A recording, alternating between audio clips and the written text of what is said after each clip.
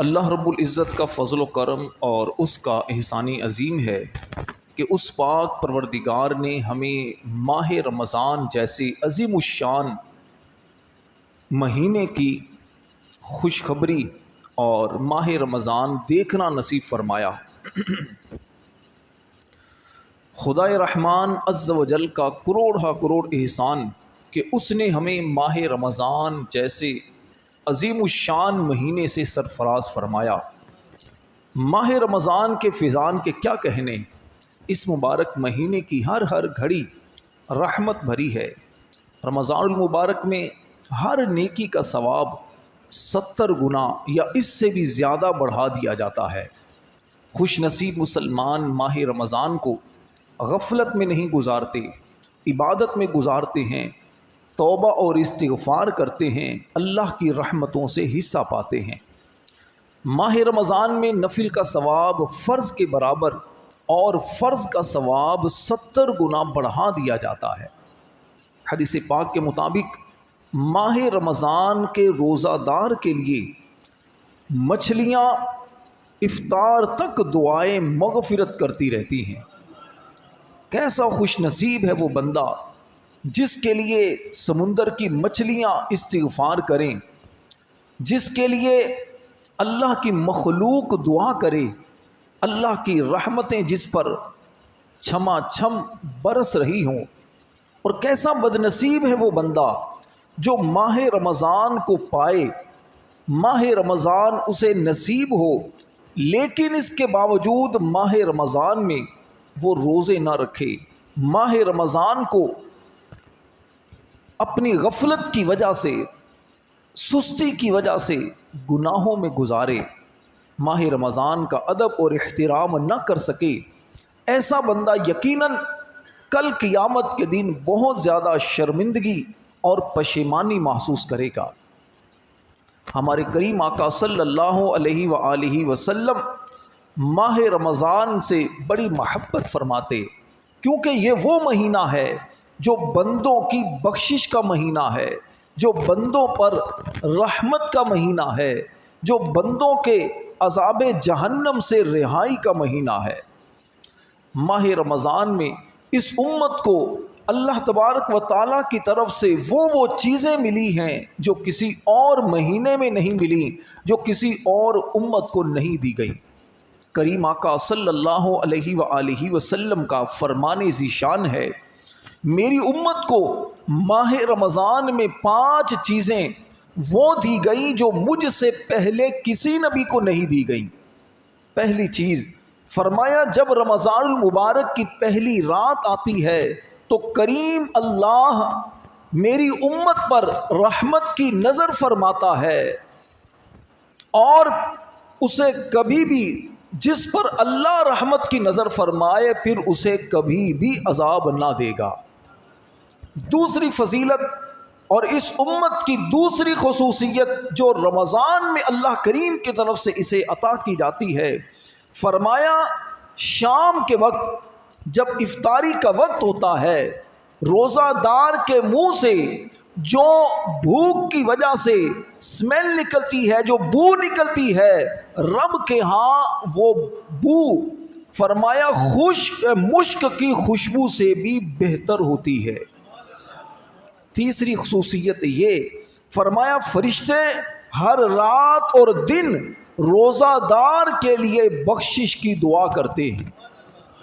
چوتھی خصوصیت فرمایا کہ اللہ تبارک و تعالی جنت کو حکم فرماتا ہے کہ میرے نیک بندوں کے لیے مزین ہو جا، آراستہ ہو جا، ان قریب وہ دنیا کی مشقت سے میرے گھر اور کرم میں راحت پائیں گے۔ اور پانچویں خصوصیت فرمایا کہ جب ماہ رمضان کی آخری رات آتی ہے تو اللہ تبارک و تعالی سب کی بخشش فرما دیتا ہے۔ قوم میں سے ایک شخص نے عرض کی، یا رسول اللہ صلی اللہ علیہ وسلم، کیا وہ رات لیلۃ القدر ہے کہ جس میں اللہ تبارک و تعالی بندوں کی بخشش فرما دیتا ہے؟ آقا کریم علیہ السلام نے فرمایا، کیا تم نہیں دیکھتے، کیا تم نہیں جانتے کہ جب مزدور کام سے فارغ ہو جاتے ہیں تو انہیں اجرت دی جاتی ہے۔ گویا رمضان میں روزہ دار روزہ رکھ کر، تراویح پڑھ کے، قرآن کی تلاوت کر کے، ذکر و اذکار کر کے کچھ مزدوری کرتے ہیں، اس کا صلہ انہیں بخشش کی صورت میں ملتا ہے۔ یہ وہ خوش نصیب ہیں جو رمضان میں روزے رکھتے ہیں۔ اب جو روزے نہیں رکھتے، جس بندے نے محنت ہی نہ کی ہو، جس ملازم نے کام ہی نہ کیا ہو، اور مہینے کے آخر میں وہ تقاضا کرے مجھے اجرت دی جائے، مجھے سیلری دی جائے، تو یقیناً مالک اسے کچھ نہیں دیتا۔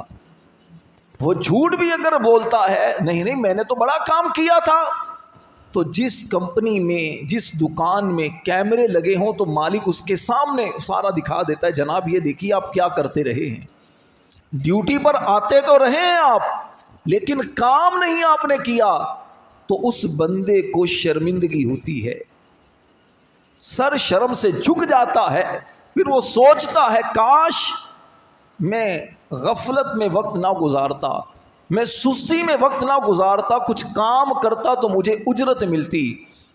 اللہ تبارک و تعالیٰ کو تو کیمروں کی بھی ضرورت نہیں ہے، اللہ تبارک و تعالیٰ تو بندوں کو دیکھتا ہے۔ اب بندہ کسی بھی طرح بندہ اللہ تبارک و تعالیٰ کے سامنے جھوٹ نہیں بول سکے گا۔ اللہ کے فرشتے کرامن کاتبین یہ ہر عمل بندے کا لکھتے ہیں۔ جس زمین پر عمل کیا جاتا ہے وہ زمین بھی ہمارے عمل پر گواہ بن جاتی ہے، اور پھر ماہ رمضان خود گواہ ہے۔ جو روزہ رکھتا ہے تو روزہ دار کی رمضان قیامت کے دن شفاعت کرے گا، قرآن پڑھنے والے کی قرآن شفاعت کرے گا۔ تو اس لیے بڑے خوش نصیب ہیں وہ مسلمان کہ جو ماہ رمضان کو عبادت میں گزارتے ہیں، ماہ رمضان میں گناہوں سے بچتے ہیں۔ میرے پیارے نمازی بھائیوں، بزرگوں، دوستوں، ماہ رمضان وہ عظمت والا مہینہ ہے جس کے لیے پورا سال جنت کو سجایا جاتا ہے۔ حضرت سیدنا عبداللہ ابن عمر رضی اللہ تعالی عنہ سے روایت ہے، تاجدار مدینہ صلی اللہ علیہ وسلم کا فرمان باقرینہ ہے، بے شک جنت سال کے شروع سے لے کر اگلے سال تک رمضان المبارک کے لیے سجائی جاتی ہے۔ اور فرمایا رمضان شریف کے پہلے دن جنت کے درختوں کے پتوں سے بڑی بڑی آنکھوں والی حوروں پر ہوا چلتی ہے، اور وہ عرض کرتی ہیں اے پروردگار، اپنے بندوں میں سے ایسے بندوں کو ہمارا شوہر بنا جن کو دیکھ کر ہماری آنکھیں ٹھنڈی ہوں، اور جب تیرے وہ نیک بندے ہمیں دیکھیں تو ان کی بھی آنکھیں ٹھنڈی ہوں۔ اے روزہ دارو مبارک ہو، تمہارے لیے جنت کی حوریں تمہاری تمنا کرتی ہیں۔ اے عبادت گزارو، تمہیں مبارک ہو، تمہارے لیے اللہ کے فرشتے دعائے مغفرت کرتے ہیں، سمندر کی مچھلیاں دعائے مغفرت کرتی ہیں، اللہ کی ہر آن تم پر رحمتیں ہوتی ہیں، تمہارے منہ سے نکلنے والی بو اللہ کے نزدیک مشک سے زیادہ خوشبودار اور پسندیدہ ہوتی ہے۔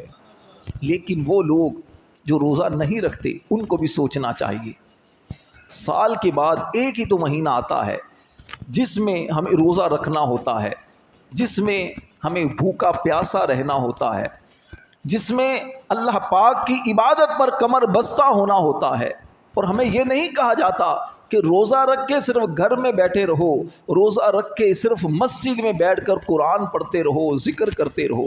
دنیا کے سارے کام کرنے کی اجازت ہوتی ہے، صرف کچھ چیزوں پر ہمیں روکا جاتا ہے، کھانا پینا نہیں ہے، بیوی کے قریب نہیں جانا، یہ 2-4 کام تو ہیں، اور گناہ تو ویسے ہی منع ہے، چاہے رمضان ہو یا رمضان کے علاوہ کوئی دن ہو، گناہ تو ہر صورت میں منع ہے۔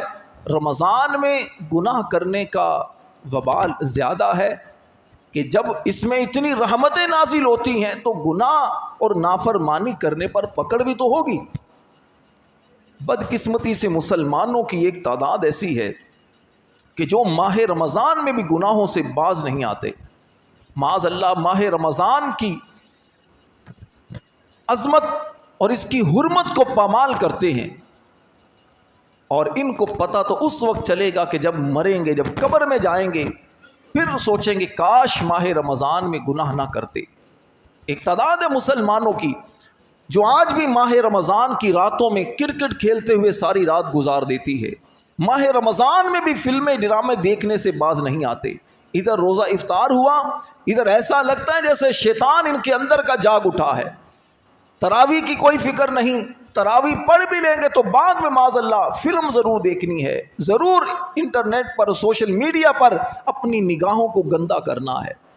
میرے نوجوان دوستوں، بھائیوں، بزرگوں، ماہ رمضان کا ادب بہت ضروری ہے۔ ایسا نہ ہو ماہ رمضان کی بے ادبی کرنے کی وجہ سے ماہ رمضان میں گناہوں میں اپنے آپ کو مشغول رکھ کے کہیں قبر کا عذاب نہ آ جائے، قیامت والے دن شرمندگی کا سبب نہ بن جائیں یہ ہمارے گناہ۔ مولا علی شیر خدا کرم اللہ تعالی وجہہ الکریم ایک مرتبہ کوفہ کے قبرستان میں گئے، وہاں ایک تازہ قبر پر آپ کی نظر پڑی تو آپ نے اس کے حالات معلوم کرنے کی خواہش سے اللہ کی بارگاہ میں عرض کی، یا اللہ اس مردے کے جو حالات ہیں، اس قبر میں جو حالات ہیں مجھ پر ظاہر فرما دے۔ اللہ پاک کی بارگاہ میں آپ کی التجا قبول ہوئی، اور دیکھتے ہی دیکھتے اس مردے اور آپ کے درمیان جتنے پردے تھے سارے ہٹا دیے گئے۔ قبر کو کھولا نہیں گیا، بس آپ نے نظر کی اور مردہ آپ کو نظر آنے لگا، مردے کو آپ نظر آنے لگے۔ اب آپ نے کیا دیکھا کہ قبر میں بڑا ہیبت ناک منظر ہے، مردہ آگ کی لپیٹ میں ہے اور رو رو کر آپ کی بارگاہ میں فریاد کر رہا ہے، یا علی انا غریق فی النار و حریق فی النار، یعنی یا علی میں آگ میں ڈوبا ہوا ہوں، آگ میں جل رہا ہوں۔ قبر کی قبر کے دہشت ناک منظر اور مردے کے دردناک پکار نے حیدر کرار مولا علی شیر خدا کو بے قرار کر دیا۔ آپ کرم اللہ تعالی وجہہ الکریم نے اپنے رحمت والے پروردگار کی دربار میں ہاتھ اٹھا دیے اور نہایت عاجزی کے ساتھ اس میت کی بخشش کے لیے درخواست پیش کی۔ غیب سے آواز آئی، اے علی اس کی سفارش نہ کرو، کیونکہ یہ شخص رمضان المبارک کی بے حرمتی کرتا تھا، رمضان المبارک میں بھی گناہوں سے باز نہیں آتا تھا، دن کو روزہ تو رکھ لیتا تھا لیکن راتوں کو گناہوں میں مبتلا رہتا تھا۔ مولا علی شیر خدا یہ سن کر اور رنجیدہ ہو گئے، روتے ہوئے اللہ کی بارگاہ میں سجدے میں گر گئے اور رو رو کر فریاد کرنے لگے، یا اللہ اس بندے نے بڑی امید کے ساتھ مجھ سے فریاد کی ہے، اے میرے مولا مجھے اس کے سامنے رسوا نہ کرنا، اس کی بے بسی پر رحم فرما اور اس بیچارے کی بخشش فرما۔ حضرت علی رضی اللہ تعالی عنہ رو رو کر اللہ کی بارگاہ میں مناجات کرتے رہے، یہاں تک کہ اللہ کی رحمت کا دریا جوش میں آ گیا اور ندا کی، اے علی ہم نے تمہاری شکستہ دلی کی وجہ سے اسے بخش دیا ہے۔ چنانچہ اس مردے سے عذاب اٹھا لیا گیا۔ میرے پیارے بھائیوں، بزرگوں، دوستوں، آپ ذرا غور کیجئے، اس واقعے میں ہمارے سیکھنے کے لیے بہت ساری باتیں ہیں۔ پہلی بات تو یہ ہے، ماہ رمضان کی راتوں میں گناہ کرنا، ماہ رمضان کے دن کو گانے سننے، فلمیں دیکھنے، بد نگاہی کرنے یا حرام کمانے یا رشوت لینے یا رشوت دینے یا غلط کاموں میں گزارنے کی وجہ سے دن کو، ماہ رمضان کے مہینے کی عظمت کو پامال کرنا کتنا بڑا گناہ ہے کہ قبر میں عذاب کے اندر بندہ مبتلا ہو سکتا ہے۔ وہ تو خوش نصیب تھا جس کی فریاد کو مولا علی پہنچ گئے، وہ تو خوش نصیب تھا جس کی سفارش مولا علی نے رب کی بارگاہ میں کر دی اور عذاب سے اسے چھٹکارا مل گیا۔ میرا اور آپ کا سفارش کرنے والا کون ہوگا؟ ہم کس کے دربار میں جا کر سفارش کا کہیں گے؟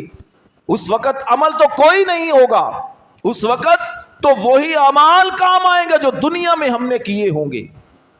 خدا کے لیے میرے نوجوان دوستوں، بزرگوں، ماہ رمضان کو گناہوں کے ذریعے اس کی حرمت کو پامال نہ کریں۔ اور یہ بھی پتہ چلا اللہ والوں کا اللہ کے ہاں بڑا مقام ہے۔ اللہ والے اگر کسی کی سفارش کر دیں، اللہ والے رب کے دربار میں کسی کی اگر فریاد کو پہنچا دیں تو اللہ اپنے پیاروں کی لاج رکھتا ہے، اس بندے کی بخشش فرما دیتا ہے۔ ایسے افراد جو بزرگوں پر طعنہ زنی کرتے ہیں، جو بزرگوں سے عقیدت نہیں رکھتے، ان کو بھی ڈرنا چاہیے کہ یہ اللہ والے ہیں جو اللہ کے دربار میں پہنچا دیتے ہیں، اور اللہ والوں کی بارگاہ میں اگر توہین کی جائے، ان کی گستاخی کی جائے تو پھر رب تبارک و تعالیٰ کے بندہ قہر و غضب کے اندر مبتلا ہو جاتا ہے۔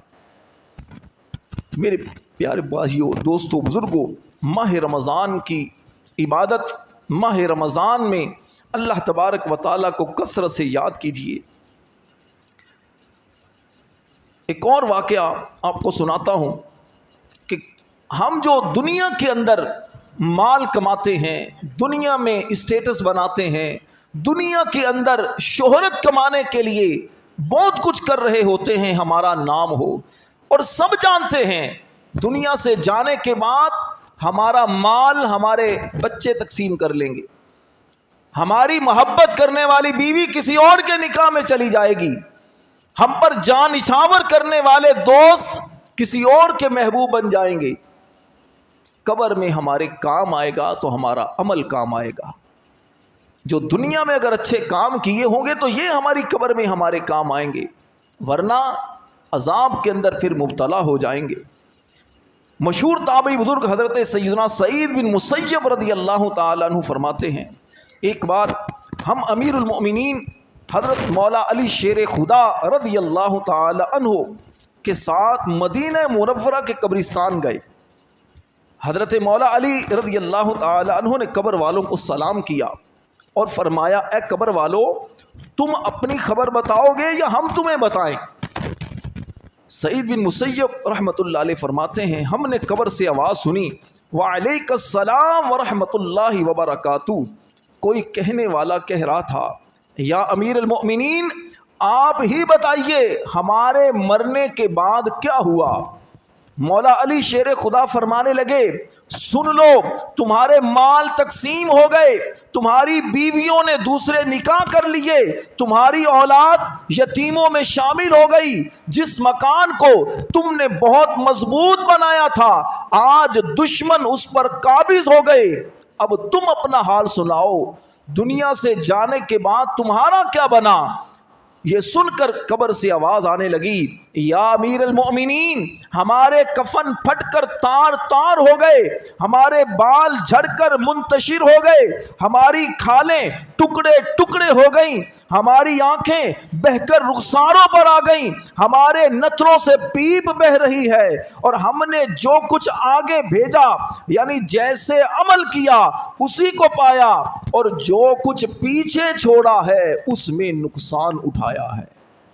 ہر بندہ غور کر لے، دنیا میں ہم کیا چھوڑ کر جا رہے ہیں، مال کیسے کما رہے ہیں، اپنی اولاد کی تربیت کیسے کر رہے ہیں، ماہ رمضان ہو یا ماہ رمضان کے علاوہ دن ہو، خود کو کتنا گناہوں سے بچا رہے ہیں۔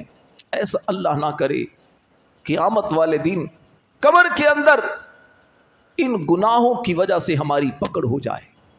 لہٰذا توبہ کر لیجئے، کر لے توبہ، رب کی رحمت ہے بڑی، کر لے توبہ، رب کی رحمت ہے بڑی، قبر میں ورنہ سزا ہوگی کڑی۔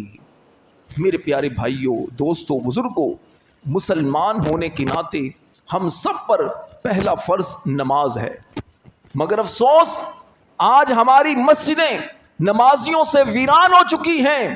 نماز دین کا ستون ہے، نماز مومن کا نور ہے، نماز انسان کو نیک بناتی ہے، انسان کے دل کو ستھرا کرتی ہے۔ جب بندہ رب کی بارگاہ میں جھکتا ہے اللہ اسے عروج دیتا ہے، اور جب بندہ رب کی بارگاہ میں جھکنے سے دور ہوتا ہے، نمازوں کو چھوڑتا ہے، تو پھر دنیا کے سامنے ذلیل و خوار ہو جاتا ہے۔ خدا را اپنی مسجدوں کو آباد کیجئے، نئے نئے فتنے اٹھ رہے ہیں، لوگوں کو نمازوں سے دور کیا جا رہا ہے، لوگوں کو فلموں ڈراموں کے قریب کیا جا رہا ہے۔ آج فتنوں کے دور میں اللہ رسول کی محبت کو دل سے نکالا جا رہا ہے۔ آج ہمارے ذہنوں کے اندر بے حیائی کو، بے شرمی کو پھیلایا جا رہا ہے، ذہن میں راسخ کیا جا رہا ہے۔ یہی وجہ ہے کہ آج گھر کے اندر باپ، بیٹا، بیٹی، بیوی سب بیٹھ کر فلمیں دیکھتے ہیں، بے حیائی کے مناظر دیکھتے ہیں۔ باپ کے سامنے بیٹا گانے سنے یا باپ کے سامنے بیٹی گانے گنگنائے، دوسرے غیر مردوں کی، غیر عورتوں کی باتیں ہوں، شرم و حیا نہیں آتی۔ وجہ کیا ہے؟ ہم نے گھر کا ماحول ایسا بنا چکا ہے، معذرت کے ساتھ ہمارے گھروں میں قرآن تو ہیں لیکن وہ بند ہو کر سجا کر اوپر طاق میں رکھے ہوئے ہیں۔ ہمارے گھروں کے اندر غور کیجئے کتنی مرتبہ دن میں قرآن کھولا جاتا ہے۔ ارے 2-4 مرتبہ نہ صحیح، 1 مرتبہ تو قرآن کم از کم کھول لیا کریں۔ وہ قرآن جو پورا سال انتظار کرتا ہے، ماہ رمضان میں خوش قسمتی سے چند دن کے لیے اٹھاتے ہیں، مٹی جھاڑتے ہیں، پھر اسے کھولتے ہیں۔ کتنے ایسے افراد ہیں جنہیں بچپن میں ان کے ماں باپ نے قرآن پڑھایا تھا لیکن آج وہ بھول چکے ہیں۔ کتنے ایسے افراد ہیں جنہیں بچپن کے اندر نماز آتی تھی لیکن مسجد میں کبھی نہیں آئے، نماز بھی بھول چکی ہے، دوسروں کو دیکھ دیکھ کر سجدہ کر رہے ہوتے ہیں۔ خدا کے لیے اپنے آپ کو سنبھالیے، اپنے بچوں کو سنبھالیے، یہ بچے کس طرف جا رہے ہیں۔ اپنے چھوٹے بہن بھائیوں کو دیکھیے، اپنی بیوی کو دیکھیے، آپ کی بیوی نماز پڑھتی ہے یا نہیں پڑھتی۔ یہ فتنوں کا دور ہے، لوگوں کو مسجد سے دور کیا جا رہا ہے، کیونکہ ڈائریکٹ اسلام پر اگر کوئی اعتراض کرتا ہے تو کتنے اس کو جواب دینے کے لیے آ جاتے ہیں۔ تو کیا باطل مذاہب والے، لبرل سیکولر قسم کے جو لوگ کیا کرتے ہیں، علماء سے بدظن کرتے ہیں، علماء کے خلاف باتیں کرتے ہیں، کیونکہ یہ جانتے ہیں کہ جب قوم علماء سے رابطے میں رہے گی شیطان سے بچی رہے گی۔ ان کو علماء سے دور کرو، انہیں مسجد سے دور کرو، انہیں نمازوں سے دور کرو، انہیں علماء کی مجالس سے دور کرو، دینی ماحول سے دور کرو۔ جب یہ ان جگہوں سے دور ہو جائیں گے تو ہمیں موقع ملے گا، ہم انہیں معاذ اللہ کفر کی طرف لے جائیں گے، اور وہی ہو رہا ہے۔ تو اس لیے اپنے آپ کو بھی بچائیے، بچوں کو بھی بچائیے، مسجد میں پناہ لیا کریں، مسجد میں آ کر کچھ دیر بیٹھا کریں، اپنے رب کو یاد کیا کریں۔ یہ وہ جگہ ہے مسجد جہاں ہر آن اللہ کی رحمتیں نازل ہوتی ہیں، جہاں ایک ایک سانس پر نیکیاں ملتی ہیں، جہاں اللہ کے فرشتے ہماری دعاؤں پر آمین کہنے کے لیے ہوتے ہیں۔ تو کوشش کیا کریں، مسجد میں آیا کریں، اول وقت میں آیا کریں۔ جمعہ کے دن بھی ایک تعداد وہ ہے جو سب سے آخر میں آتی ہے، امام سلام پھیرتا ہے فوراً چلی جاتی ہے۔ کیسے بد نصیب ہیں یہ لوگ، اس لیے کہ رب کے گھر میں آئے، سب سے آخر میں چلے، سب سے جلدی چلے گئے۔ تو غور کر لیں شیطان نے کس طرح ہمارے ذہنوں کو بالکل بے چین کر رکھا ہے۔ سکون مسجد میں نہیں ملتا، سکون اگر انہی افراد کو سینما گھر میں بٹھا دیا جائے، فلم دیکھنے کے لیے بٹھا دیا جائے، فیس بک یا یوٹیوب پر ان کو بٹھا دیا جائے، گھنٹوں گزر جائیں کوئی پتہ نہ چلے۔ لیکن اللہ کے گھر مسجد میں آ کر اگر امام قرات تھوڑی لمبی کر دے، بیان تھوڑا لمبا کر دے تو بے چینی ہونا شروع ہو جاتی ہے، یار اتنی لمبی باتیں شروع ہو گئی۔ اور ایک گلوکار، اداکار، فلم ایکٹر یا ایک پرینکر یہ اس طرح کی الٹی سیدھی حرکتیں کرتے ہوں تو گھنٹوں گزر جائیں دیکھنے کے لیے، کوئی ہمیں اس پہ فرق نہیں پڑتا۔ میں نوجوانوں کو جھنجھوڑ رہا ہوں، اللہ کرے میری باتیں ان کے دلوں پر اثر کریں، مسجد میں آئیں۔ رمضان المبارک میں خاص طور پر آپ سب کو دعوت دوں گا، آپ جہاں بھی نماز پڑھتے ہیں، نماز کے بعد امام صاحب، کوئی عالم دین یا دعوت اسلامی کے کوئی مبلغ آپ کو کچھ دین کی باتیں سکھاتے ہیں، درس فضان سنت ہو یا درس فقہ ہو، درس حدیث ہو یا عقائد کے بارے میں ہو، کچھ منٹ کے لیے بیٹھ جایا کریں۔ یہ لمحے زندگی میں بار بار آیا نہیں کرتے क़यामत के दिन रिवायत में आता है सबसे ज़्यादा हसरत उस बंदे को होगी जिसे दुनिया में इल्म सीखने का मौका मिला लेकिन उसने इल्म हासिल ना किया। आज मौका है, फ़ायदा उठाइए। अल्हम्दुलिल्लाह हमारी मस्जिद में हर रोज़ाना रमज़ान मुबारक में रोज़ाना असर के बाद फ़िक़ही मसाइल बयान किए जाते हैं, तरावी के बाद दरस कुरान होता है। और इस रमज़ान तो अल्हम्दुलिल्लाह हम जो अंबिया किराम अलैहिमुस्सलाम की सीरत है उसके बारे में बयान कर रहे हैं। रोज़ाना किसी एक नबी का तारुफ़ ज़्यादा से ज़्यादा 15 से 20 मिनट का ये दरस कुरान होता है। आप तमाम नमाजी भाई जो यहाँ मोहम्मदी मस्जिद के करीब रहते हैं, तरावी पढ़ते हैं, कुछ मिनट ज़रूर बैठा करें, इंशाअल्लाह बहुत फ़ायदा होगा। अल्लाह मुझे और आपको अमल की तौफ़ीक़ अता फ़रमाए। आमीन बिजाहिन नबी अमीन।